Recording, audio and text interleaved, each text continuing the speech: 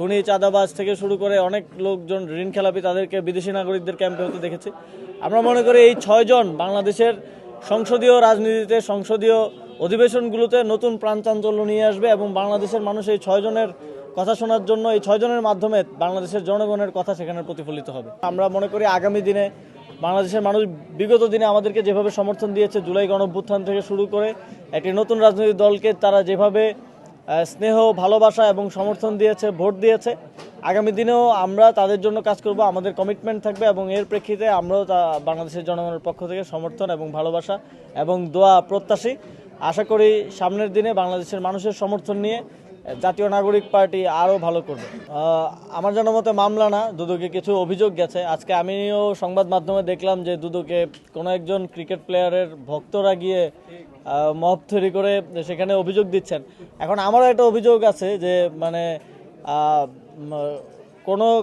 তখন আমি সরকারের দায়িত্বে থাকাকালীন জুলাই গণঅভ্যুত্থানের বিপক্ষে অবস্থান নেওয়ার কারণে এবং শেখ হাসিনাকে এন্ডোর্স করার কারণে বলেছিলাম এবং সিদ্ধান্ত নিয়েছিলাম যে সাকিব আল হাসান বাংলাদেশের জার্সি পরে বাংলাদেশের পতাকা বহন করার কোনো নৈতিক অধিকার তার নেই।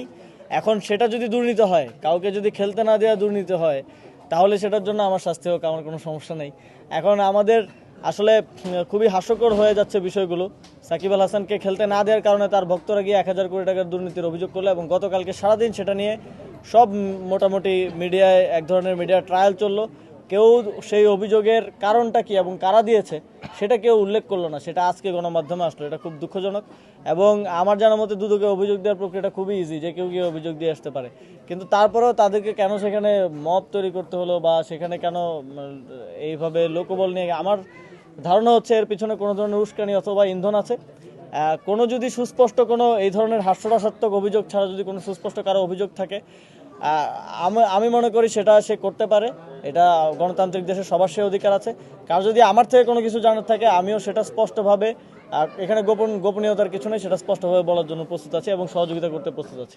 মানুষ এনসিপিকে সমর্থন দেওয়ার মাধ্যমে, এনসিপিকে ভোট দেওয়ার মাধ্যমে সেটা প্রমাণ দিয়েছে এবং এটা আমরা আমাদের রাজনৈতিক যে স্বাতন্ত্র যে কমিটমেন্ট সেটা ধরে রেখেই সামনের দিকে এগিয়ে যাব।